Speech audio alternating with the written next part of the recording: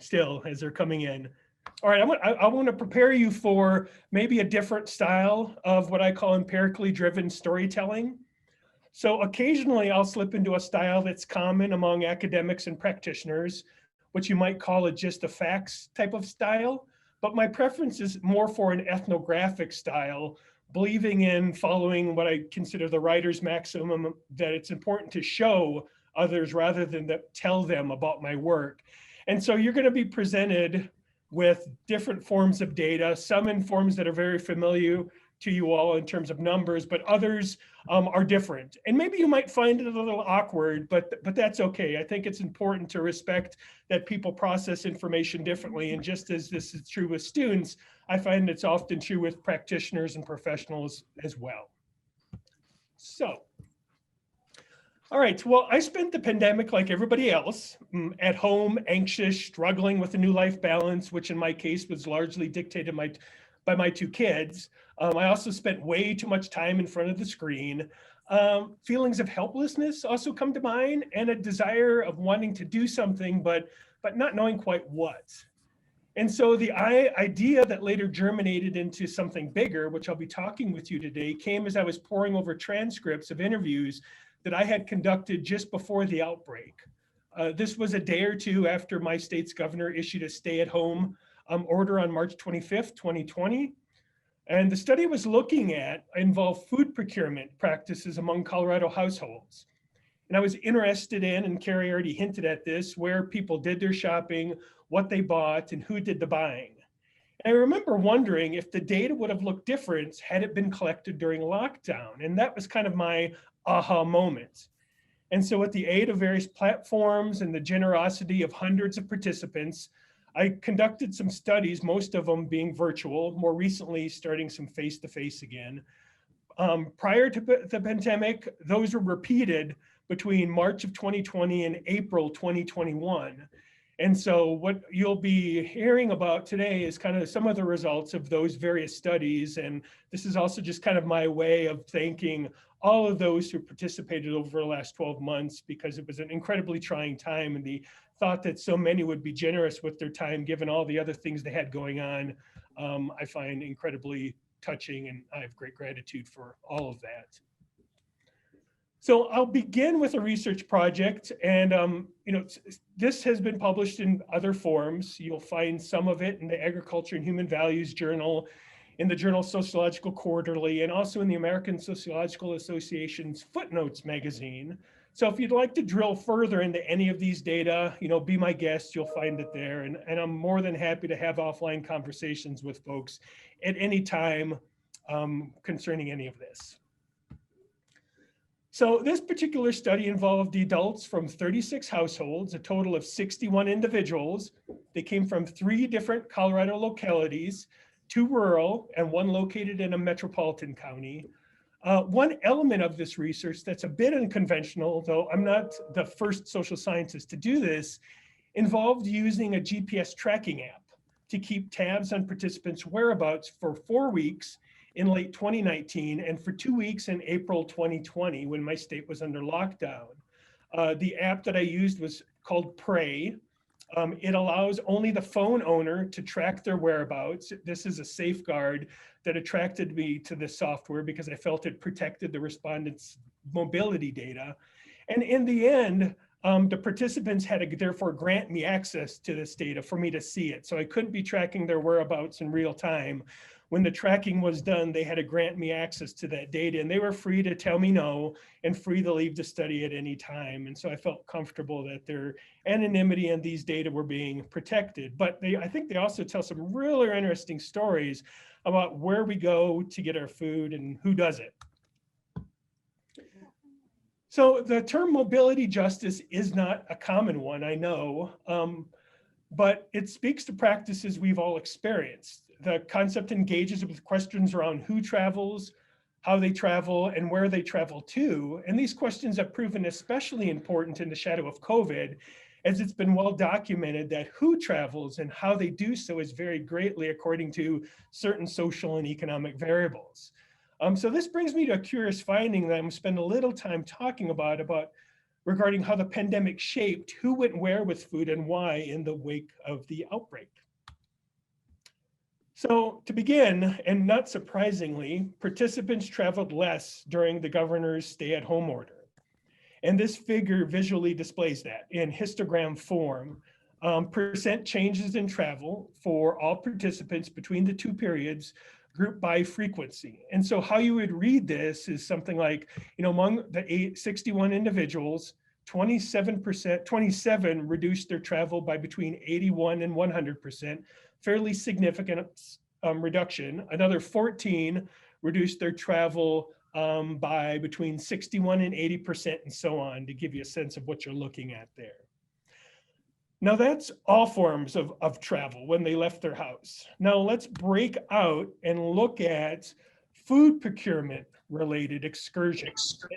And these data are further broken down by self-identified gender positionalities to get at a question of who was doing this traveling. And the image tells a very different story from the one many of us at least, thought we all knew. The one about how the lockdown reduced all forms of travel. I'm going to point out particularly how men were responsible for every instance where there was an increase in food procurement related travel recorded. And curiously, not only that, when travel reductions were recorded, men on average recorded a lower percent change than women. So, which leads to the question, what's maybe going on here? So George and Twyla owned a ranch in the vicinity of an isolated mountain community 3 hours northwest of Denver. It was late April 2020. A computer in front of them and a wall of taxidermy mounts and filing cabinets behind, they were sitting in their office for a Zoom interview. We were discussing the challenges of grocery shopping, not only during COVID, which proved challenging enough, their rural location came with its own supply chain headaches. 75 years old, an imposing bear-like figure with a quiet yet commanding manner, George fingered his Santa beard as he broke things down to me. Quote, "I do most of the grocery shopping now. Mother stays home. It's too dangerous for her," unquote. While contemplating how to follow up with a question of my own, he did the work for me by volunteering, quote, "It used to be her job," unquote. Casting a sideways glance in the direction of his wife of 50 plus years, he continued, quote, "She has what they're calling underlying conditions. I don't suppose I'm much better off with my high blood pressure and cholesterol, but someone's got to do it. I ain't afraid," unquote. There's something going on here that links up with how we think about and perform gender, which goes beyond issues of food. The authors of one study looked at the links between masculinity and mask wearing in the context of the coronavirus. And they write, quote, "Masculine toughness is consistently related to higher negative feelings and lower positive feelings about mask wearing," unquote. A 2020 Gallup survey found that 34% of men compared to 54% of women responded they always wore a mask when outside their home, and that 20% of men said they never wore a mask outside their home compared to 8% of women. George's statement about not being afraid and later comments like the one questioning the efficacy of masks, quote, "for guys who are healthy and strong," unquote, point to someone performing this type of masculinity, one could argue.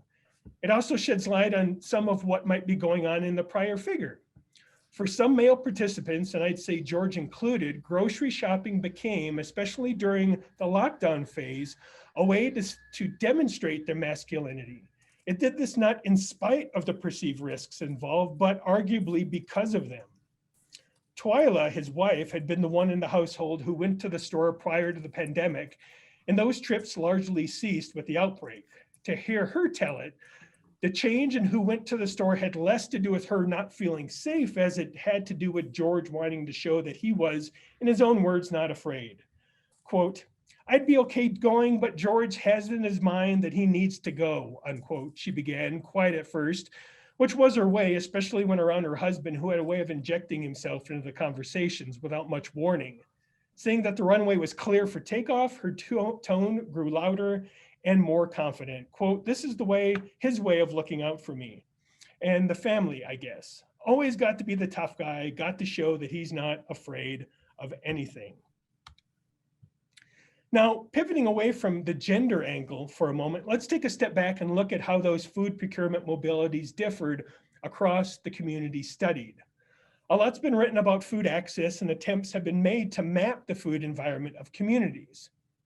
Mapping projects that incorporate mobility metrics have been found that retailers actually used by households for food procurement can be 2 to 3 times as far away from the home as the closest supermarket. In short, one's food neighborhood, more often than not, extends well beyond the confines of their zip code, something we need to think about when conducting foodability audits for communities. But equally problematic is the fact that most of this research attempting to map food access is urban-centric. So let's look at the household food procurement mobility data for these various communities. These images aggregate GPS data collected for the metropolitan case. I'm going to start there first.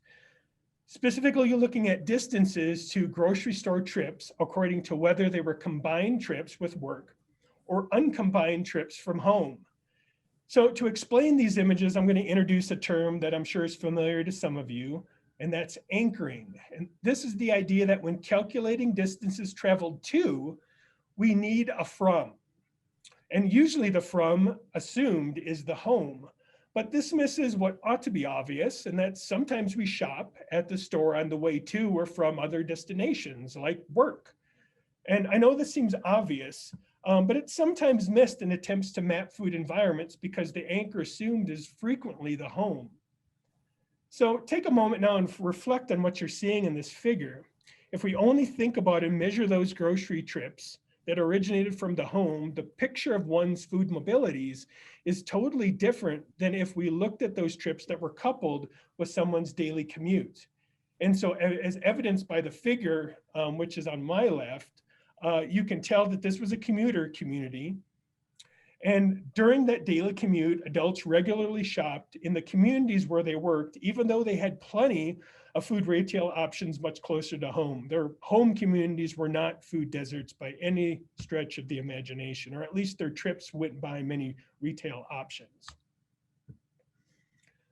Now, let's look at these mobilities and how they changed during the lockdown in 2020. First, you'll note the obvious that I collapsed the figure into one, as the majority of the sample was then working from home, or in other cases, maybe they were booted from the labor market because, for instance, they might have worked at a restaurant that was closed, or maybe they left the labor market entirely due to having to deal with childcare issues at home. So what I'll do in this next slide is I'll bring those two slides together, the pre-outbreak and the post-outbreak for the metropolitan community, so you can see them better. And I'll point out a couple things. Note first the bottom of the post-outbreak figure. It drops and goes to 0. And you can probably guess why, and that is a noticeable number of respondents were choosing to go to do their grocery shopping at home online. This also explains the relative narrowness of the base compared to the earlier figure. People that used to shop neighborhood grocery stores were now having that food delivered. But at the same time, people, even those working from home, were continuing to travel pretty remarkable distances to shop. For some, they had gotten used to their regular store and wanted to continue shopping there, even if it was in a different town. And often this was because the retailers offered something different than their typical retail grocery store. Maybe it was a Trader Joe's or a Whole Foods. Also, it's worth noting that some of those long haulers were traveling to the nearest Costco, which for some wasn't that near at all, or to the nearest Sam's, which was even farther away than Costco, but they did that because Sam's had curbside delivery, which the Costco didn't. So for a point of contrast, let's look at the rural mountain community now. And this yields an opposite shaped pre-pandemic violin plot. Now I'll show you these two side by side, the rural and the metro. And in case you need reminding, putting these two together, the rural image is the larger one. And note that while the home anchor in the metropolitan case signifies shorter trips, the home anchor in the rural case is actually the source of much longer food shopping journeys. And that's what I meant when I said they were yielding opposite results. So why might this be? We are seeing here that while these residents largely worked within the vicinity of their town, and so trips to the store anchored by work remained within the community, they also took trips to the populated Front Range and to a lesser extent up to Laramie, Wyoming. And these trips tended to be day-long events, often on weekends, and were frequently done for the express purpose of doing some shopping. I think anyone who has lived in a rural community can probably relate to this. I grew up in a small town of 300 people in northeastern Iowa and remember taking trips to places like La Crosse, Wisconsin, or Rochester, Minnesota, specifically to go shopping for food and other things like that. Now let's look at those food procurement mobilities and how they changed with the pandemic. And so that's what you're seeing here in this figure from April 2020. And then I'll show the pre and post outbreak for the rural mountain communities so you can see them together again and look how they've changed. So I'll make a couple observations about this. First, while the entire state was under a stay-at-home order, many respondents, and I probably would even say most, didn't stay at home. And this isn't a political statement, but a statement about the nature, I think, of a lot of their work. Many were ranchers and electricians and construction workers and farm hands. All of these jobs were considered essential and none could be done virtually. But that being said, they did not travel as much for their work, which is why the base is kind of in between what the base is for the pre-outbreak figures. But I think it's also really interesting to point out too, which you can see here, that, well, I guess I'll mention first, you'll notice that the base of the post-outbreak here too drops down. And of course, while rural mountain communities don't have the benefit of, say, third-party food delivery services, and I should mention, interestingly enough, Instacart witnessed a 300% growth in 2020, but nevertheless, they're no closer to servicing many of these rural communities now than they were in 2019. But what was also the case in this rural community is that there were quite a few informal third-party delivery services available in the form of neighbors, friends, family members, or teenagers, even with a side hustle in a few cases, which explains some of that small dip with people getting their food delivered at home. And another really interesting point is that even while the state was under lockdown, many of these households traveled in excess of 100 miles to do their grocery shopping. And they did this for a variety of reasons. Some disrupted supply chains made certain foods unavailable in their isolated rural community, though I should add from my own observations that most of the hoarding I witnessed while traveling around the state during this period occurred in metropolitan communities. Costco was also a big draw, as was Sam's Club. And then also, finally, people still needed to visit the Front Range for other matters, like for healthcare or seeking medical specialists. This rural community had broadband, but the infrastructure just didn't allow for telehealth. And so people still needed to go to the Front Range for other basic services. And when they did that, they continued to shop. All right, so moving away from where people traveled and who did traveling, I want to talk a little bit about what they bought and did within the home with their food pre and post outbreak. But first, I'd like to turn this back to you all. I'm going to do kind of a back of the envelope survey. I'm a social scientist, so I'm always interested in knowing how people's experiences compared or differed to my own respondents in these studies. So I want to just ask you 4 questions, and then we'll engage the chat to see what your experiences were. And these are kind of simple binary sorts of responses.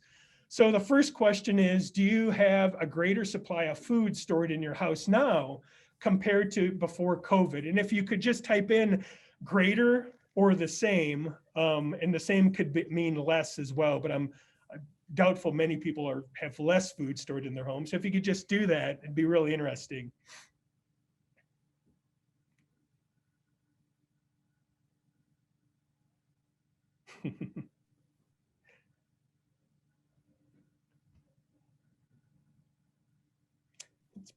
Close, but maybe same might be winning out here, although some people said a lot emphasized more with exclamation points. All right, interesting. All right, I have another question for you. Do you buy more online now compared to COVID? And Amazon, Instacart, Grubhub, or even using some drive-through apps like Starbucks. I do realize entirely that this is also shaped by one's location, metropolitan versus rural, but it is interesting in some cases how folks in metropolitan areas are relying more upon these infrastructures now, in part because some of these infrastructures are just a lot better. Major investments have been made in this space.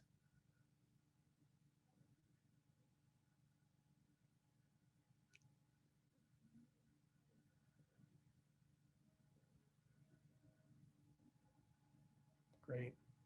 Interesting. Thanks, folks.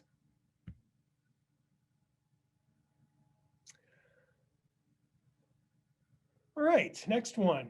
Do you bake more now compared to before COVID? And I'm emphasizing baking because sometimes people ask cooking, but if you think about it, and many of you, if not all of you, probably know this too, that before COVID, the average American household spent 50% of their food budget away from home. And so we know that with restaurants shutting down and people not being able to eat out anymore, they almost by nature have to be cooking more at home too. So that the question almost begs itself if you ask people if they cook more, but baking more is an interesting one. And I'm seeing a lot more baking, or slightly more. Not as many the same. And of course, I guess baking could mean different things. In our household, we do bake more bread, but we've also spending a lot of time experimenting with pizza crusts and things like that, using yeast in ways we've never would have taken the time to use before. Interesting. And the last one. There's probably quite a few folks here who have already gardened quite a bit. So maybe the effect here isn't quite as great, but has your garden expanded, or do you raise more food now more generally, realizing that, you know, there's gardens, there's having egg laying hens and other ways that you can produce food within your house. But I'm curious on how folks are now compared to before. And what's interesting about gardening, right? Once you make that investment to expand or to buy more birds or something like that, these are probably practices that are not going to change. You're not going to reseed a plot to make your garden smaller after you've put the time in to amend it. Interesting. Wonderful. I love it. Thank you. I love to be able to talk about data and collect data all at the same time. But I won't be using any of this for studies in the future. I'm just really interested. All right, so let's see now how my respondents responded to some of these similar questions. So this reflects pre and post data for this group. And I'll just kind of give you the crib notes here. You all can dive deeper into it. And if you're interested in numbers, I've got standard deviations here so you can look at variability and how it changed. But more generally, respondents reported cooking and baking more in 2020, showing greater interest in gardening, avoiding in-store shopping, using Amazon, watching cooking shows. They also showed an inclination towards stocking up. Or what pejoratively we could call hoarding. And it's the third from the bottom. The average number of days worth of food stored at home went from 5.6 in 2019 to over 18 in 2020. And, you know, you can also see the variability there. So you can imagine, you know, some people, many of you all reported not storing any more food now than you did before. And I had people that were like that as well. So you can imagine that 18, the scope of that, the natural distribution of that, with some people having a month's worth of food or even more. And that was not necessarily always unique to just urban areas too, because I had a lot of folks that stocked up on meat and things in their deep freezer out in the countryside. All right. Yes, it is a huge jump. I agree. All right, Nancy and Craig worked outside the home. Craig, a phlebotomist, Nancy, a doctor. In 2019, Nancy was responsible for nearly all the household's grocery shopping. Craig's feeding mobilities at the time were largely limited to restaurant trips. This is pre-pandemic, either as a family or daddy dates with his 5-year-old daughter, and her favorite haunt was Wendy's at the time. But of course, this all changed with the pandemic. By April 2020, Craig was making as many trips to the grocery store on a weekly basis as his wife. Quote, "It's all hands on deck at home," unquote, Craig had told me, adding, quote, "Whatever I can do to help with the kids and shopping, food, cleaning, I'll do what I can," unquote. Craig was in good company, framing his domestic workers helping out, as men often do. Helping someone assigns primary responsibility on the task's completion to the person being helped, like when I help my son clean his room. Help also implies to some degree charity, something too that can be revoked if the receiver fails to show adequate appreciation. So compare Nick's comment to how Nancy described her grocery outings. Quote, "I squeeze a trip to the store when I can. My to-do list gets ticked off in a different way depending upon the day's emergency," unquote. So shopping is not something she helps with, but something she needs to do. Craig's ability to combine trips, shopping as part of his commute, speaks to a level also of food procurement agency that Nancy wasn't able to describe. Nancy's commute too took her past grocery stores and in fact within a quarter of a mile of another grocery store, yet she never stopped to shop. Why? Well, I asked Nancy that and she had a simple response: no time. So in addition to being the primary earner from the household, Nancy was also its primary feeder. This latter role was less pronounced pre-pandemic given how often they ate out and had food delivered. They ate out as a family at restaurants 6 times a week when they were tracked in 2019. And Craig helped further in this respect with those daddy dates that I talked about. And then of course that all ended in 2020. They did occasionally have food delivered during lockdown, but as Nancy explained, quote, "You're limited by what foods you can have delivered. Most, whether sushi or burgers and fries, need to be eaten immediately after being prepared," unquote. She then added, referencing a food group that does travel well, quote, "You can only eat so much pizza in a week," unquote. They also paid to have someone come once a week to clean their home, and that came to an end with the lockdown. And so it's not a wonder that Nancy felt squeezed for time. She was, and it was her responsibility to make those extra meals and clean the house. And all of those additional at-home meals made by Nancy also meant that the household had to buy more food from the store. So while Craig helped with the shopping, those actions did not result in Nancy making any fewer trips. This discussion also offers an opening to discuss a point raised through other research that explains how who shops matters in terms of what gets purchased. I don't have the time to get into this, but there's quite a bit of research that discusses the varying pressures that mothers and fathers are under to perform those roles, and how what it means to be a good mom is different in many cases from what it means to be a good dad due to societal expectations. And those can shape the types of foods that get purchased when those folks go shopping. "He doesn't make meals," unquote. This is Nancy talking about Craig, quote, "So he's all about food for the pantry, stuff with an extended shelf life, whereas I buy the perishable foods needed to make most meals, fresh fruits and vegetables, unfrozen meats, bagged salads." And Craig agreed with this assessment, though he was comfortable describing this behavior at one point in blatantly gendered terms. Quote, "When isn't bigger better?" he asked, giving "isn't" particular emphasis. That was followed with a chest-filling chuckle, given his rapsy low voice, a mischievous quality. Quote, "Maybe it's a guy thing, wanting to go to the store and bring home the big game, the 20-pound bags of slabs of meats and big bags of rice, huge boxes of goldfish and Cheez-Its." Another interesting finding can be gleaned when I compared grocery receipts, which is something else I did. So Craig and Nancy were responsible for relatively equal shares of the household's monthly post-outbreak food budget. Yet on the basis of aggregate calories purchased, Craig's total was an order of magnitude higher, which you can kind of see in this figure here. And what makes this observation special is that it wasn't unique to this particular household. Across all the households studied during the pandemic, where both adults participated in grocery shopping at relatively equal levels, the adult male in those households on average, purchase nearly 3 times as many calories for every dollar spent relative to the female adult. Okay, so I'm going to shift gears now, both in terms of the data that I'll be drawing from, as well as in terms of the subjects discussed. And rather than talking about the consumption end of the supply chain, I want to turn attention now to the production end and the rural communities that are home to farm and ranch labor, as well as meat processing labor. The questions here that I'm interested in include the following. Are higher levels of well-being always a good thing?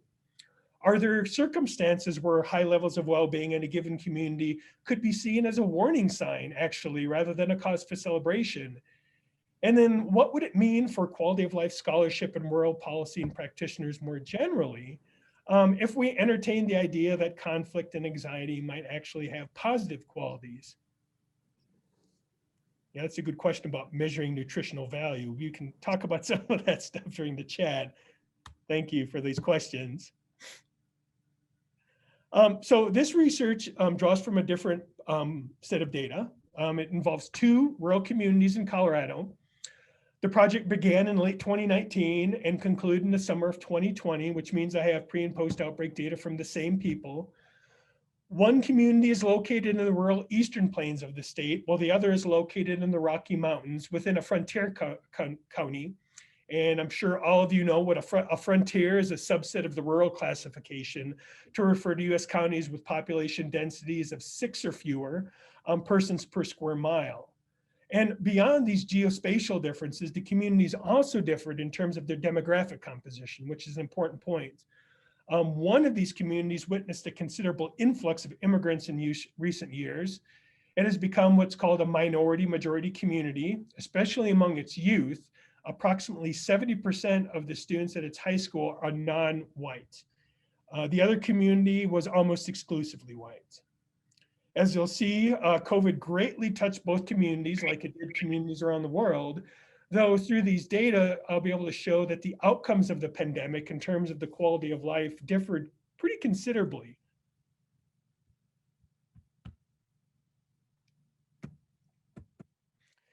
So included in the survey instrument were questions from what's known as the satisfaction with life scale. This relatively well-known scale for people that study life satisfaction asks people to answer the following 5 questions using a 1 to 7 Likert scale. In most ways, my life is close to my ideal. The conditions of my life are excellent. I am satisfied with my life. So far, I've gotten the important things that I want in life. And if I could live my life over, I would change almost nothing. And then I followed it up by adding 2 more questions that are kind of more community focused rather than individual. My community is currently the best version of itself, or at least just as good relative to any earlier version. And on the whole, I consider my community to be better or just as good place to live today compared to a generation ago. And in addition to these subjective quality of life indicators, respondents were also asked at time 2 whether their household incomes in 2020 will be greater than, the same, or less than their income in 2019. And if a change was reported, they were asked to estimate by what % their income will change. So I have material economic indicators arguably too. So roughly 73% of individuals in the frontier community reported a decrease in household income from time 1 to time 2, with an average decrease of roughly 32%, so fairly significant. And so some of the jobs and livelihoods that were negatively impacted included ranching or restaurant owners, people connected to tourism and hospitality, daycare. Meanwhile, respondents from the rural community report on average no change in household income, on average. And some of the jobs here were truck and delivery driver, meat processing plant employee, wheat farmer, grocery store employee, hardware and nursery employees, folks like that. So given the weight that we often place in economic and community development circles on material well-being or economics, it would have been fair to expect that the frontier community would have witnessed a greater decrease in subjective well-being in time 2 than the rural community. But this was not, interestingly, the case, at least among those I interviewed. So this table depicts the average Likert score with some standard deviations to those quality of life indicators at time 1 and time 2 for these two communities. So first, as we saw, we can see an overall decrease in subjective well-being indicators in rural community, even though this group of respondents saw their average household incomes hold steady in 2020. And then on the flip side, the well-being appears to have actually marginally increased in the frontier community, even though they faced losses to household income during a global pandemic. Respondents from the frontier community also expressed greater satisfaction toward their community with those latter two questions in 2020 than folks in the rural community did, who appear to have a bit of a nostalgia for the past. Relatedly, note the differences in standard deviation in scores between the two groups. There is considerably more variability in answers within rural community compared to those in the frontier community. And then also note that this variability increased in each question from time one to time 2 for the rural community respondents. And then alternatively, that variability held steady or even decreased for the frontier community from time 1 to time 2. So there's a lot of data here, and I'm not going to take time to make sense of all of these findings, but I'm going to just focus on one for the sake of time. And that is, materially speaking, respondents from the rural community should have been happier when interviewed on average in 2020 than the other community, but they weren't. So why might some of the reasons for this be? Of course, there's undoubtedly many reasons, but I'll float one. And to do this, I'm going to toss a concept out at you known as moral geographies, which is just a way to think about space, not as an abstract, neutral, apolitical container, but instead as something that's deeply imbued with assumptions about how the world is and how it ought to be, and how space ought to be organized. You know, this leads to discussions as to what is socially considered in place and out of place. And I know in the extension space, this might be familiar because we've also talked about this in the context of weeds, right? What is a weed? Well, a weed is just a plant that's out of place. But if you abstract that out, we can make similar arguments about people and bodies and things like that too, in terms of how we think about people and bodies as being better in place and out of place, depending upon some of these moral geographies that we construct. So while the cleansing of public space has been studied in urban areas undergoing gentrification, less attention to this thinking and discourse has been applied to rural areas. This literature highlights that talk about things like, quote, preservation, on, quote, revitalization, and, quote, blighted areas, promote versions of the past that justify present politics, which at times can also be racial and exclusionary. Elements of this were expressed repeatedly in quotes among the non-white respondents from the rural community who talked about being viewed as other. Some described how they always feel like they're a potential shoplifter when they go to a store because they're always being monitored by employees, or how they're called undocumented immigrants, even though they're fifth generation Coloradoan, or as an outsider. And alternatively, white respondents from this community sometimes talked about how, for instance, quote, certain parts of town have changed for the worst in recent years and need revitalization, unquote. And then when asked who resided in these aesthetically problematic spaces, it was almost always involved some description of non-white bodies. So just a couple quotes here. When asked this question, one individual responded, I'm referring to all of our recent arrivals, people who came because of the meatpacking plant, not because they have any connection to the community. Or someone blatantly just said Mexicans, that's where all the Mexicans live. So how we think and talk about space is incredibly important because this shapes how we think and talk about things like rural development, which is often utilized along terms like investment to counter blight. Terms it's also worth noting, they're also thoroughly colorblind in the sense that they come across as having nothing to do with race and ethnicity, when in fact they often have a lot to do with it, and thus perpetuate a racialized politics, like how revitalization is a colorblind way of saying, perhaps, for some, quote, making a space more white, Anglo, and middle class. And just one more quote here in that context, in the context of COVID, from a 40-something white female who owned a downtown business. Those immigrants working at the meatpacking plant are essential workers in the fundamental sense of the word, but we need them working if we want to eat in this country. But in the same breath, the trailer park where many of them live is an underutilized space. I'd like to say it improved and revitalized, made into townhouses or condos for younger, educated families moving into the community. Just interesting how people can talk about space in ways that have racial undertones, but the discourse is in a way that can mask some of that animosity. So back to these questions, and truly a whole talk could be centered around these questions, but just highlight a few things. Material well-being is certainly important, though I sometimes wonder if it's as important a variable as we often make it out to be, as the be-all end-all. It also raises the question of if some level of conflict and anxiety might actually be a good thing for communities, especially when it comes in the form of introducing difference and diversity into spaces that have historically been homogenous and built heavily upon what we call bonding social capital. Introducing those networks to bridging social capital might initially cause some heartache at the front end, but we also know the value of those weak ties for community over the long run. Realizing too, in those instances, we have to make sure those tensions do not become expressed as hate or through means that would make so-called outsiders feel unwelcome. All right. This brings me to my last study that I want to discuss. This one does not have post-outbreak component, but it does raise, I think, some really interesting points that are easily missed when we think about how individuals process and respond to information. So some potentially good lessons learned from this. And I frankly think you'll find some of this data interesting because I'll present it in some novel ways.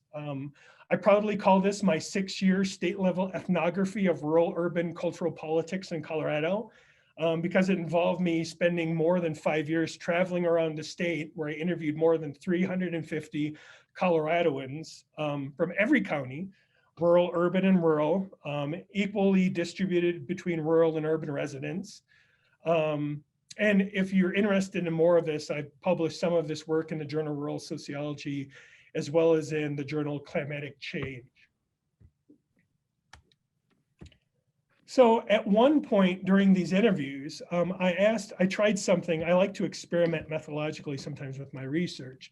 And I asked this question: what most contributes to one reaching their fullest potential, society, community, or the individual?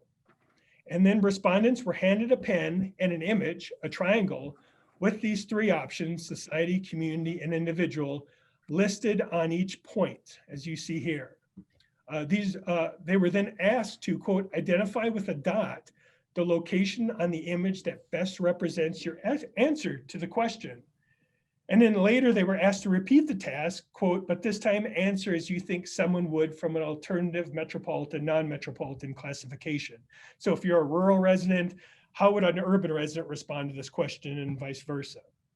And then these dots that were placed on this paper were converted to 2-dimensional data points and fed into heat map software. And if you don't know what a heat map is, I bet if I show you one, you'll instantly recognize it. All right. So here's the responses to that first question. What most contributes to one reaching their fullest potential, individual or society, community, or individual? And these images reveal some interesting divergences between the 3 metropolitan classifications, as well as some similarities between them too. And they suggest quite a few things. I'll just highlight a couple. They indicate a strong presence of a type of individualism, you might say, that exists for those among non-metropolitan counties, though some respondents were quick to temper that in the name of family and community, especially those from frontier communities. And the other thing I'm going to highlight, which speaks to that first point, is that these images tell us about respondents' underlying worldviews, or arguably they do, or what's also referred to as cultural values. So the individualism collectivism continuum is a widely investigated construct in the social psychological sciences. And I think many of you, all of you are familiar with these terms. Individualism is generally conceptualized as an outlook that promotes individual liberties and freedoms and that sees personal fulfillment as something accomplished by self-directed, autonomous, and separate agents. And then at the other end of the continuum, collectivism fosters an interconnected view of the self, an outlook that believes personal fulfillment is achieved by collaborations with others and often in concert with institutions that are expressions of this collective will, like government. So these views are really important in a lot of ways because they tell us how people respond to the world around them, which includes how they respond to information and in some cases scientific facts. So I'll give you one really hot button example of this, and that's involving climate change.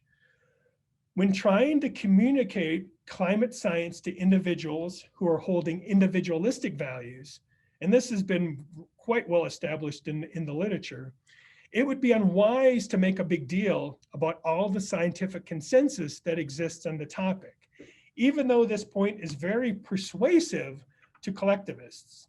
And the reason for that? Well, because for this group, this consensus proves what they've been saying all along, that scientists can't be trusted because they're all slaves to things like groupthink and other nefarious influences. And so in short, and I'm greatly oversimplifying things, but knowing where people stand in regards to some of these fundamental cultural values matters as we try to talk and work across differences and divides, realizing that what might be persuasive to you may not be persuasive to somebody else, and in fact might have just the opposite effect. And sometimes we forget about that when we think about translation and communication. And here's that second set of images. They're also illustrative, where respondents were asked to place themselves in the shoes of the other and respond to the question as they thought they'd respond. So the images verify what we anecdotally all know. There's a lot of stereotyping going on between these two groups and a lot of misunderstanding. And then if you think about this, especially through hot button political issues like climate change, no wonder groups believe there's no room for consensus given what they think the other side's position would be if given their way. All right, well, we are approaching the end of my talk. Before closing, I want to circle back to amplify a couple points. I apologize that I can't take the time to highlight everything that I discussed, but I'd be happy to talk about any of these topics with individuals offline at any point. So to begin, I think we really need to really rethink conventional understandings of human behavior. I know it's easy to attack the straw man of the rational consumer, but let me say just a few words about this caricature. To do this, I want to introduce one last concept, this idea of moral economies. And this is just the idea that if you want to understand behavior and consumer behavior, then you have to understand that consumers don't just make decisions based on what they think is or on facts, but also on how they think the world ought to be, which implies judgments, biases, and values, a very different stance from how we tend to think about the so-called rational consumer. And I'll give you two really quick examples of this. In the home, think about again the societal expectations that shape what it means to be a good mother or a good father or a good provider. While I didn't discuss this data today, I've also conducted quite a bit of research looking at household food waste practices. And parents during this research routinely have given me examples of behaviors that produce waste. And they know it increases food waste, but they do it anyway because, quote, something along the lines of, that's just what a good mother or a good father does. I'm thinking especially of having, for instance, fruit bowls out with a mix of apples and bananas and other fruits sitting together. And many parents whom I've interviewed know this practice hastens food spoilage, but they want to make sure their kids have healthy options available to them, so they do it anyway. So here's a case where more knowledge will not change their behavior because they already know it generates more food waste in their homes. To put things plainly, if a practice goes against a person's view of what a good parent is supposed to do, they're not going to do it, not for any incentive. I've also conducted a lot of research documenting this among farmers. and I know a lot of you can relate to this, good luck trying to tell a farmer or rancher to adopt any practice if the practice lands outside how they and their peers define what it means to be a good farmer. Think back also to those heat map images. If you want to change behaviors, you have to think about behaviors being more than an equation where information equals behavior. There is a heck of a lot going on in between those two ends that mediates what we do, to say nothing of how we also often seek out information that supports our behaviors, but that's a topic for an entirely different talk. And then lastly, I'd like to make a case for thinking outside our methodological boxes for how we think about what counts and what can be counted. As the old saying goes, not everything that counts can be counted. My point being, and what I've hoped to have illustrated with my figures, is that there are a lot of different ways to represent the world. And every way brings with it its own unique perspective. The more creative we can be with how we count things, the more of those diverse perspectives we'll be able to bring into focus. So with that, I want to thank you all for your time, and I look forward to conversations now and conversations perhaps over email or over Zoom. So thank you. I will stop sharing now. Thank you, Michael. Excellent. Really great takeaways in there. Yes, you're getting applause. Thank you. So I had a few Melinda, did you want to do those questions in the chat, or should I? Yeah, you can facilitate, and I will check the chat and make sure we don't miss anything. We can kind of double team it. Does that work? Sure. So I'll start with some of the questions that came up during his talk. And I didn't attach names because I was kind of copying and pasting them hastily to make sure I got them down before they kind of went into the abyss of the chat box. So I'll go ahead and go over these, and then as more questions arise, please don't hesitate to either put them in the chat or you know, unmute after I'm done here and ask the questions. So the first one was, did you measure nutritional value? I heard Cheez-Its and wonder if the men tended to buy more, quote, snack junk food, which is low cost, high calorie. Yes, that is exactly what was going on, I think, in a lot of those figures. I didn't have a chance to go into this in greater detail, but that's also why I mentioned in Nancy's case, why she was the one that was responsible for buying all the fresh fruits and vegetables, you know, things with very, very low caloric values, but very high nutritional values, but also things that are incredibly expensive relative to Cheez-Its and Goldfish. And so that's why in a lot of cases, since the women did a lot of the food preparation, they're the ones that know what they needed to make dinner that night and bought a lot of the fresh fruits and vegetables and meats, whereas the men were more interested in stocking up. And so the question answers itself in the sense, yes, the men tended to focus on the processed foods, which have higher caloric values and are cheaper per calorie than a tomato or a bell pepper or something like that. Yes. The other question is, this is referring to the gender differences. I wonder if it would translate to other parts of the country and other community types, dense urban metro areas versus rural places. Yeah, I would wonder that as well. I mean, I would really love, since we have an audience of national community practitioners, to ask folks how they, what their responses are to some of these findings, because I'll be the first to admit, I mean, I'm only speaking to what my data say, and I'm hesitant to generalize too far out beyond that. And I've certainly heard plenty of anecdotal cases where what I said might resonate with some people, but where what I've said also doesn't resonate at all with other people's experiences. So I'd be curious. My answer is yes, and I'm curious in that too. And if anybody would like to speak up, I'd love to hear it.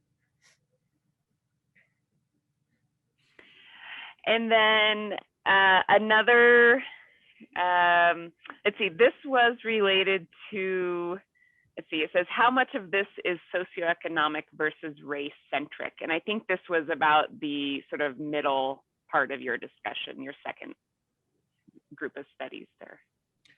Was that in reference to the community, the 2 rural communities? Did that come out at that point, Carrie? That is an excellent question. So it was related to talking about the meat plant and the employees that came in and how they were living in trailer parks, and the people wanted to upgrade the trailer parks. Related to that, how the divide in the community over revitalization, how much of it was race related and how much of it is they just would like to have fewer poor people or poor areas? And that's an excellent question, and maybe the best way I can answer that one is by thinking about the question also through the lens of the frontier community and how things differed there. And if you remember, the quality of life indicators held strong, or in fact increased during COVID, even though they had lost material well-being. And the standard deviations also got tighter. So people not only felt just as good about their community or better and about themselves during COVID, but arguably that variability disappeared as a result of COVID. And what I gathered from that through the qualitative interviews, at least, is part of the reason why that is because that community was very rich in things like bonding social capital. It brought the community together, and the community was already kind of predisposed to feeling very much like one big us. And I could argue they felt that way because they were all very similar, not always in terms of economic status, and it often is the case in rural communities. There's quite a bit of economic variability. You'll have wealthy millionaire farmers in bars with their seat caps on, having drinks next to people who are worth a hundredth of what they're worth. But because of social and other cultural reasons, I think that there's a closeness there. And so I can't speak directly to your question, but I can't help but think that something other than economics was playing a role, in part because I can compare how the 2 communities responded. And there was something very social and cultural that was going on in the frontier community that had to account for had to account for their positive life satisfaction in 2020, because it certainly wasn't an economic issue, because the economic indicators would have suggested otherwise. So that's not a good response, but I do think that's why I also like I love case studies, and I've done a lot of them, but I also think you can learn important things by some of the contrasts that are created when you do these comparison sorts of studies too, and may allow you to speak more to some of these really important questions, like is it more race or is it more class? And so I guess that's my somewhat quick response to a question that's really complex. Thank you for that. Okay, thanks for your questions, everyone. I think this is more of a comment from Bo. Seems like your individualistic / collectivist perspectives are really playing out with respect to COVID as well, not just the view of climate change. So it's just sort of a comment there. Yeah, that's what's so interesting about that continuum, is that it really can help you unpack a lot of things, and certainly not just climate change. So I'm just echoing your point. Okay, thanks. So Marilyn, I see that you raised your hand. Let me do one more of the chat, and then you'll be up, Marilyn Bates. Do you distinguish between urban and suburban in your data analysis? Oh, wait, I missed one, sorry. Any data or thoughts about rural, urban, and suburban, or ex-urban? I guess that's kind of the same question. Right. Yeah, I appreciate folks asking me that. I guess maybe part of me was hoping no one would bring that up. I didn't make that. I did not make the distinction between urban and ex-urban or suburban in that case, in part because how we tend to talk about it, at least here in Colorado, and perhaps there's folks on the call that will disagree with me, but it's often in this more stark term of urban urban-rural sorts of divides. But I agree that that would be my next step of trying to unpack this and try to get lessons learned, because the folks that live in urban areas, we learned this from past recent presidential elections as well, that the urban folks are different from the suburban folks, who are different from the rural folks, and that's important. And I did not separate, disaggregate in that sense. All right, Marilyn, did you want to go ahead and unmute and ask your question? Yeah, so it's Marlon, but you can call me I'm Marilyn sorry. if you want to. That's cool. No worries. Thank you for the presentation. I just have, I think, a two-part question. One, I'm curious about your interpretation on the heat map, the initial slide that you showed where people are characterizing their own viewpoints, of the difference between the frontier and the rural populations. That seems like a fairly significant difference. I'm curious what difference you might, or what you might attribute that difference to. And then also, just generally with this this idea of, you know, what it takes to be individually successful, or to reach your potential. Does that, in your mind, translate to how likely somebody is to be civically engaged in their community? Yeah, thanks for those questions, Marlon. I mean, I do have some thoughts about what the difference between the rural and the frontier. And I hinted at that where I made an aside comment about how some people tempered their individualism with reference to family and community. And so I'm thinking about one gentleman in particular during an interview, when I asked him about his idea of individualism and the individual's role in society. And he had a very distinct notion that it's not just about the individual. And I remember him pointing around to instances of his ranch and pointing at his roof and pointing at his barn and talking about the birth of his daughter. And in every instance, he talked about how members of how nothing could get done in that frontier community if it wasn't with other people working together, whether it comes building their barn or helping people give birth or fixing fences. And so, you know, that's one of the problems with this individual collectivism sort of thinking too, because it's arguably a little bit too dichotomous, because even the people who would arguably score really high in these individualistic surveys are not selfish people. They have a very distinct sense of an us, but arguably their us is a little more bounded than the us of, say, a collectivist who maybe is thinking about global citizenship and would embrace, for instance, things like the United Nations, whereas individuals have a distinct us too, and that us doesn't encompass things like global states, for instance. And I think that's that's also maybe some point of overlap, is if we can think about what civic and civil engagement means, how do their us's differ, and where are those points of overlap that might allow for potential abilities to collaborate, rather than the risk of talking about people in these very dichotomous terms, which right off the bat in some ways makes it seem like they're worlds apart, when in fact there's some similarities there as well. And the differences are the interesting part, but the similarities are arguably the important part, because that's what we need to find too as we try to work forward and work through these divides. So does that answer your question? Partially, at least. Oh, that helps. But what about the sort of link to civic engagement? Oh, right. Yeah.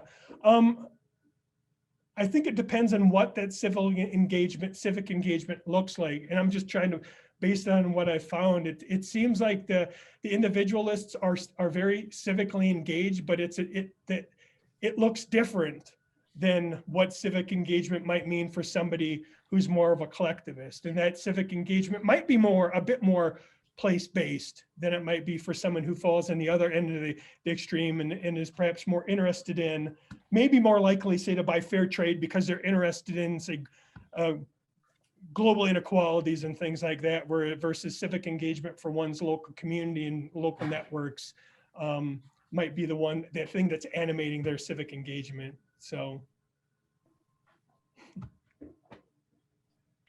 All right, we still have a little more time, so I'm going to work my way down the chat box here. This question is from Michael. I apologize for my pronouncing of your names incorrectly. Michael Darger. So if you're dealing with an individualist, not a collectivist, on the climate change issue, would your approach pivot from discussing scientific climate consensus to perhaps asking them what they have observed in climate change in their own experience, and discuss how the science shows, what the science shows on that? Yeah, that's a really good question. So what, which is basically, what does this all mean in practical terms for how we talk about people? It's one thing to point these differences out. I've heard some people who specialize in science communication talk about it in that sense, which you've just described. I know there's also quite a bit of research that talks about how, based on where we are on this continuum, we also adopt and respond to, and I know I use this term moral a lot, but this falls into a lot of these concepts. We respond to moral frames differently. And so, for instance, folks that are collectivist, and I'd be lying if I didn't say this also doesn't map with people's also kind of political affiliations to some degree. But collectivists tend to respond to things, terms like social justice, global environmental sustainability. And I've talked to plenty of farmers and ranchers in my time, and folks who might fall on the individualist side, and they are not keen on using terms like that. For individuals like that, they may be more responsive to what's sometimes referred to as kind of frames around patriotism also, and nationalism. And so I think about it in the context of things like thinking about environmental sustainability around, say, energy independence. The notion of environmental justice or global environmental sustainability might not resonate for them. But if you talk about it in terms of, say, nationalism or patriotism, or being independent from other countries, having energy independence, that might be your in to talk about things like electric cars and things like that, if it could be framed in using some of that language. And so that's another way of thinking about this as well, in terms of the types of frames that we use, and realizing how some of those frames matter as well. And I think it's important because, again, notions of talking about things like environmental justice might really resonate well with some folks, but you'd be preaching to the choir. And that those tend to be the frames that resonate with people who might already embrace notions like that. And you need to think about other ways in which how to talk about issues that can ultimately maybe result in very similar behaviors. If we're talking about things like the adoption of electric cars or something like that, we just have to think about using frames differently. One other question came into the chat that I just saw. Have you made any connections between individualist, collectivist, and religion? That's really interesting. I haven't, and I'm not using this answer as a way of kicking the can, but I actually know someone at CSU who has studied the intersectionality of environmentalism and these continuums and religion specifically. So if someone wants to chat with me online, they're working on a book. They've been doing some research in this space for over 5 years. So I can point you in the direction of someone who's thought long and hard about this. Very interesting, thank you.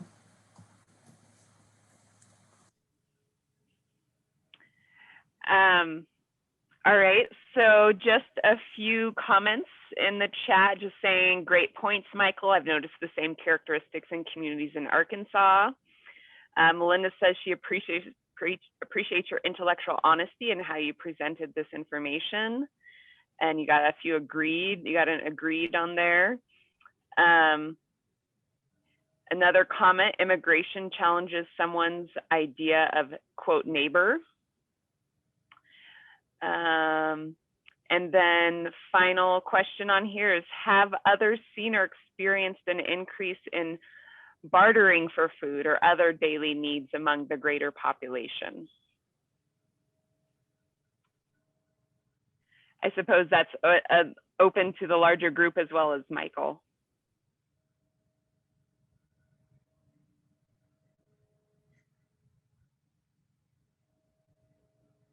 I mean, I've certainly seen that with supply chains being disrupted as they have over over the last 12 months, particularly in rural areas, but I can think of a few instances in some metropolitan counties too. But I'd be curious to see how well some of these things stick once we kind of go back to whatever normal is going to look like. But I've certainly seen it over the last 12 months. Melissa says she's seen an increased interest in seed and plant start swaps.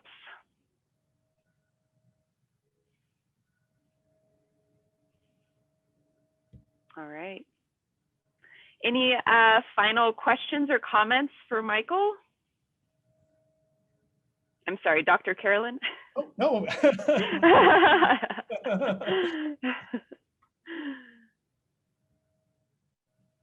All right, perfect. Well, that concludes our keynote session. Can we all give a round of applause for Dr. Carolan? Thank you so much for your information, all your very pertinent studies. I think all of that information was super pertinent to the kind of work that we're doing. So thank you so much for that. And you, as Dr. Carolan has mentioned, you can contact him with any follow-up questions or discussions, or if you're looking for particular research related to the areas that he's discussed.